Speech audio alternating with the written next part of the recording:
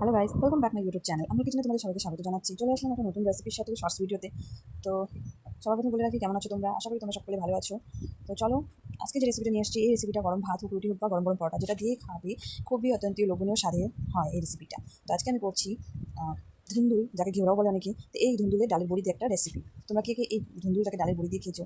এটা তো অনেক রেসিপিই হয়, ডালের বড়ি দিয়েও হয়, ছোটো মাছ দিয়ে চচ্চড়ি হয়, এবং তার সাথে সাথে আবার এমনি বটিও হয় এটা। তো আজকে আমি করছি এটাকে ডালের বড়ি দিয়ে। তো সবার আগে এখানে ধুন্দুলকে ভালো করে ছুলে টুলে জলে ধুয়ে টুয়ে তারপরে কেটে নিয়েছি ডুমো করে, তার সাথে আলুকে ছিলে এখানে কেটে নিয়েছি এবং দুটো পেঁয়াজ কুচি নিয়েছি, তার সাথে 2-3টে কাঁচা লঙ্কা চিরা। তো যেহেতু ডালের বড়ি দিয়ে করবো, জন্য সর্বপ্রথমে আমি এখানে ডালের বড়িগুলোকে লাল করে তেলের মধ্যে ভেজে নিয়ে নিলাম, এবং ওই তেলের মধ্যে এখানে আমি একটু দিয়ে দিচ্ছি কালো জিরে, তার সাথে পেঁয়াজ আর লঙ্কাগুলোকে যে কুচি করে রেখেছি সেগুলোকে। পেঁয়াজটাকে একটু লাল লাল ভাজা করতে হবে। ভাজা হয়ে গেলে এখানে আমি দিয়ে দিলাম কেটে রাখা আলুটাকে। আলুটার মধ্যে আবার একটু লবণ আর সামান্য হলুদ দিয়ে নাড়াচাড়া করে 5 মিনিটের জন্য ঢেকে রেখে দিব, যাতে আলুটা একটু সিদ্ধ হয়ে আসে। আর আলুটা একটু সিদ্ধ দেখো হয়ে এসেছে বলে এখানে আমি আবার অ্যাড করে দিলাম ধুন্দুলগুলোকে। ধুন্দুলগুলো দেওয়ার সাথে সাথে এখানে জল ছিঁড়ে দেয় এবং স্বাদ মতন লবণ হলুদ দেখো এখানে অ্যাড করে দিচ্ছি। আর তার সাথে একটা টমেটো 4 ভাগ করে কেটে নিয়েছি, সেটাকেও আমি এখানে অ্যাড করে দিলাম।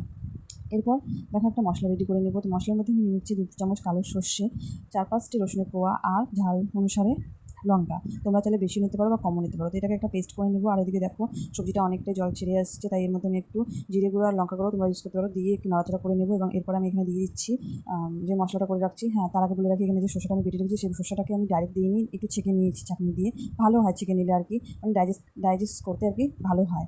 তো এভাবে করে দিয়ে দিলাম। আর এর সাথে এখানে বলে রাখি যে যদি ভিডিওটা পছন্দ হয়ে থাকে তো প্লিজ লাইক করে দিও, চ্যানেলটিকে সাবস্ক্রাইব করে দিও, আর নিচে বেল আইকনটাকে প্রেস করে দিও। যাওয়ার পর যেহেতু সর্ষে বেশি ভাজা যায় না, কারণ শুকনো শুকনো ভেজে গেলে তিতা হয়ে যায় সর্ষে, তাই জল জল ভাব রেখে আমি এখানে কষিয়ে নিচ্ছি।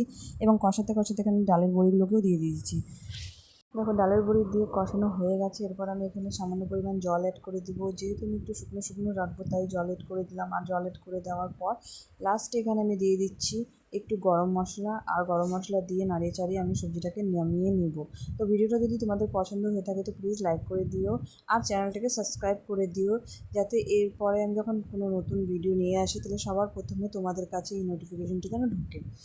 তো আজকের জন্য এটুকুই থাকলো, দেখা হবে নেক্সট ভিডিওতে। বাই।